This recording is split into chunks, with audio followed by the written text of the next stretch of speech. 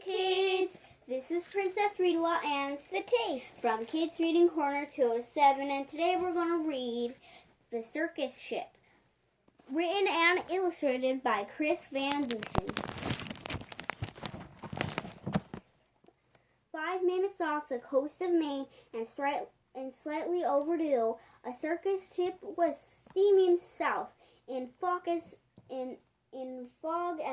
thick as stew. On board were 15 animals who traveled to and fro. The next day it was Boston for another circus. The captain, Mr. Carrington, was honest and sincere. He thought that he should drop the hook and wait for things to clear. But Mr. Payne, the circus boss, was terribly demanding. He stomped up to the helm where Captain Carrington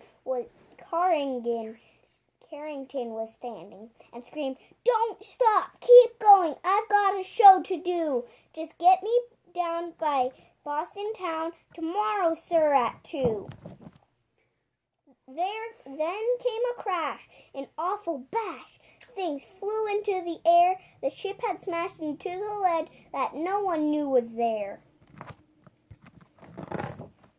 The shattered ship began to tip, then sank without a sound. The thrashing animals swam round and round and round. The captain said to Mr. Payne, "Pray tell, what shall we do? We can't just leave them here to drown. We've got to save them too." "The animals!" yelled Mr. Payne. "Why, sir, what are you, daft? It's me that you should rescue. Pull me into the raft. Now ferry me to safety, sir, before I die of cold." "Don't question me," barked Mr. Payne, "and do as you are told." Through the chilly waters all night long, the animals swam on until they reached an island beach just before dawn. They pulled themselves up on the shore, bedraggled, cold and beat, then staggered to the village on weary, wobbly feet. The people in the neighborhood had just begun to rise, and when they saw those animals, they had to rub their eyes. They thought they saw an elephant, but wait, how could that be? And what's that little monkey doing in the cherry tree? Soon animals were everywhere and into everything. "There's an ostrich in the house. There's a hippo in the spring. There's a tiger in the tulips. There's a lion on the lawn. There's a python in the pantry." It went on and on and on. Mr. Hood was stacking wood and nearly jumped a mile when he found the alligator sleeping on his pile.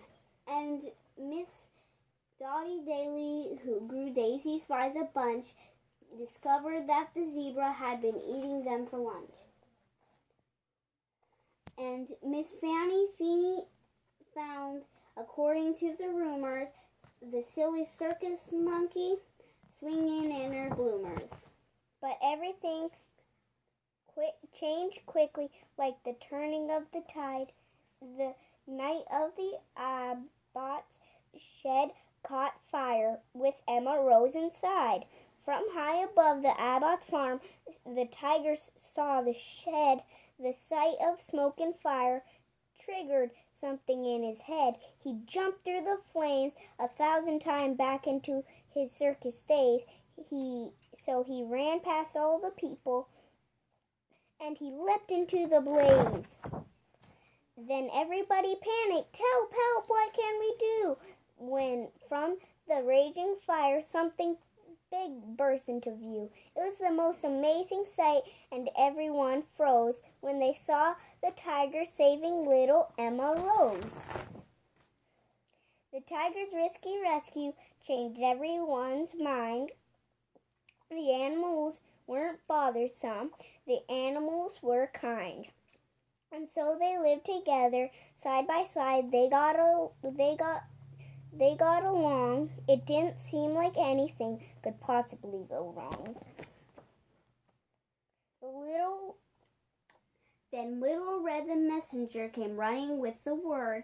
Apparently a circus ship had sunk from what he'd heard. The animals were from that boat. They swam in from the bay. The greedy owner wants him back. He'll be here any day. So the people called a meeting, and they quickly hatched a plan. No animal that came ashore would sail off with that man. The next day, at the crack of dawn, a ship was at the pier, and up to the lane marched Mr. Payne, whose voice was loud and clear. I'm the circus owner. My ship sank in the murk. I've come to find my animals and put them back to work. He hiked until he came into the center of town. His face was red. He scratched his head. He stood there with a frown. Mr. Payne looked high and low, but he still couldn't see the 15 circus animals of his men agreed. He ran around the alleyways. He searched the village square. He even checked a chicken coop. His animals weren't there. Mr. Payne was tuckered out. His heavy chest was heaving. Then Little Red stepped up and said, I think your boat is leaving. He ran in a fit of rage. His ship was leaving sight. So he jumped into a rowboat and he rowed with all his might. From that day they liked to say their lives was free of pain. It was a happy, peaceful place upon that isle in Maine. The end. And what do you think about that story, the taste? Well, I think it was pretty funny, and I liked the rhymes. What did you think about it? I really liked it because I like almost any stories with animals. And I liked how Mr. Payne got really mad at the end. So, kids, what do you think about it? Well, the end. Thanks for listening and read lots.